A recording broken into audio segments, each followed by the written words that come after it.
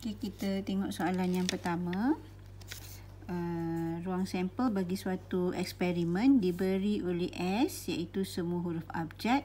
Peristiwa M dan N ditakrifkan seperti berikut. Okay. So, sample space ni S adalah semua huruf abjad. Jadi, dekat sini kita tahu bahawa bilangan S, okay, bilangan sample space ni, kalau semua abjad ada 26 huruf. Okay. All letters of the alphabets. Okay. So, kita tulis dulu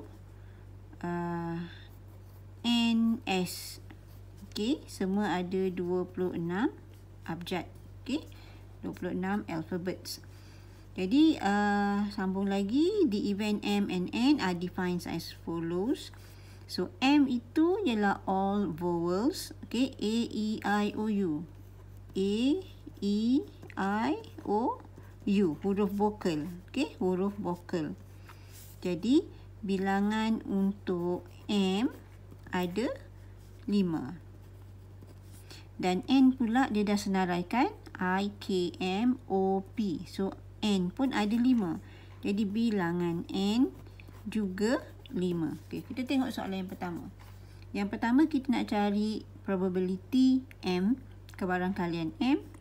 Yang kedua, kita nak cari probability M and N. Okey, kalau ada perkataan N, ada perkataan dan ni, bermaksud kita nak cari intersection. Okey, tindanan.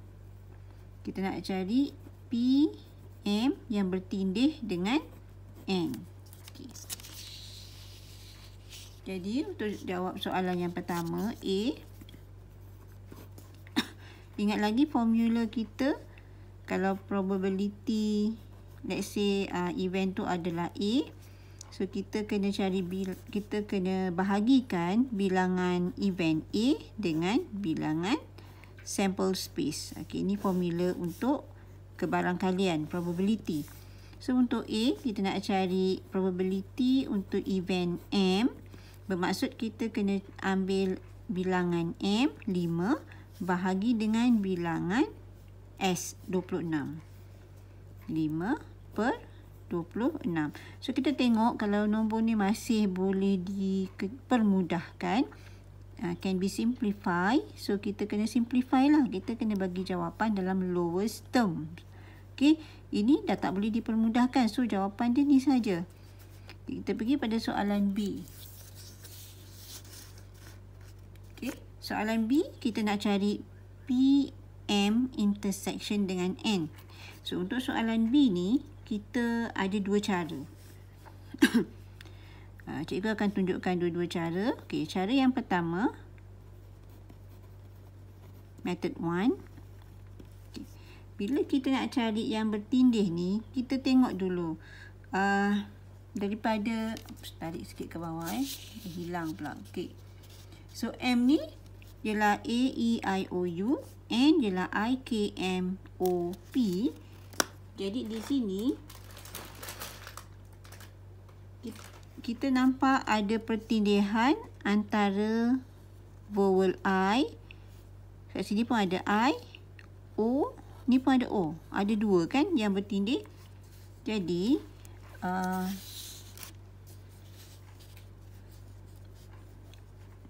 M intersection N ini ialah set I dan juga O.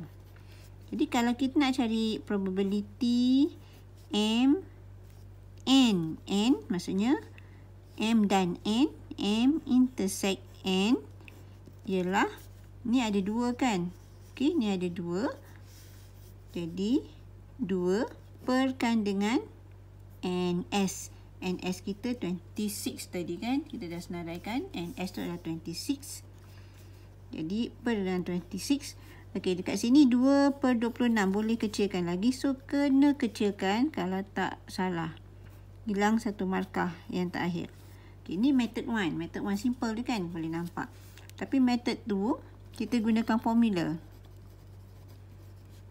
Okey. Tapi kat sini memang sesuai lah guna method 1 sebab dia terus dapat jawapan kan. Okay, so method 2 kita gunakan formula tahu kan kita ada formula P M union U pula union N, okey, ialah probability M tambah probability N tolak probability M intersect N. Okey. So yang ni yang kita nak. Yang ni kita nak. So P union N. Okay. Kita tahu M ni ada 5. Okey. Dekat N ni pun ada 5. Tapi ada dua yang sama. So kita tak perlu kira yang dua ni. So 1, 2, 3, 4, 5, 6,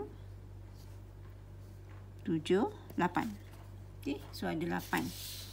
Jadi probability M union N ni ada 8. 8 perkan dengan keseluruhan sample space 26. Okay. Probability M kita ada 5. Jadi 5 per 26. Probability N pun ada, bilangan N ada 5 per 26 tolak probability M intersect N. Jadi kalau kita nak yang ini, okay, kalau kita nak jawapan ni, so probability M intersect N ialah 5 per 26 tambah 5 per 26 tolak dengan 8 per 26. Dan kita akan dapat jawapan yang sama. 1 per 13. Okay. So ada dua cara kat sini. Jadi terpulanglah nak guna cara yang mana. Tapi memang jelas cara yang pertama lah yang lagi senang. Okay. So kita tengok soalan yang kedua. Soalan yang kedua. A number is selected at random from the set X is more or equal to 21 tapi less and equal to 40. Where X is an integer. X ialah integer. Kita nak cari probability that the number selected is, yang pertama, a multiple of 3 and 4. Okay, gandaan 3 dan bila dan ni intersect dan gandaan 4. Ataupun a multiple of 3 or 4. Kalau or ni maksudnya union. Okay. Or tu union. Jadi kita tengok dulu kita punya S, sample space. Okay. Daripada 21 hingga 40. So S kita, kalau kita senaraikan set dia akan bermula daripada 21, 22, 23 dan terus sampai penutupnya adalah 40. Okey. Jadi kalau kita kira bilangan dia NS kita ada 20 angka. Okey, 20 nombor. Okey. So kita namakan gandaan A, gandaan 3 ni, okay, multiple of 3 ni sebagai event A dan multiple of 4 ni sebagai event B. Jadi event A bila kita senaraikan dia akan bermula dengan 21 kan, gandaan 3. 1, 24, 27, 30, 33, 36, 39. Okey, so kita kira bilangan A tu ada 7. Okey, so kita senaraikan pula B. Sebab dekat sini dia tak bagi senaraikan. So kita sendiri senaraikan sendiri. Multiple of 4. So multiple of 4 kita bermula dengan 24. 28, 32, 36 dan 40. Okey. Jadi bilangan untuk B itu ialah 5. 1, 2, 3, 4, 5. Okey. Ini maklumat yang kita ada. Okey. Dan kita nak jawab soalan lah. Nak cari multiple of 3 and 4. Okey.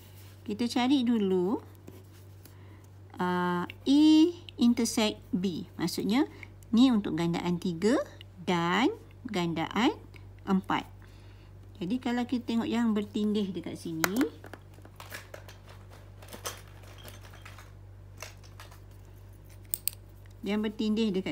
kita ada 24 dan kita ada 36.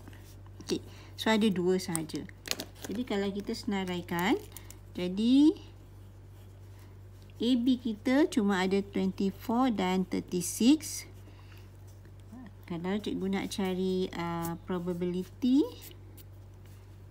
probability A intersect B, jadi bilangan A intersect B 2 bahagi dengan sample space. Bilangan sample space ialah 20. Okey, permudahkan lagi, kita akan dapat 1/10. Okey, siap yang A. B.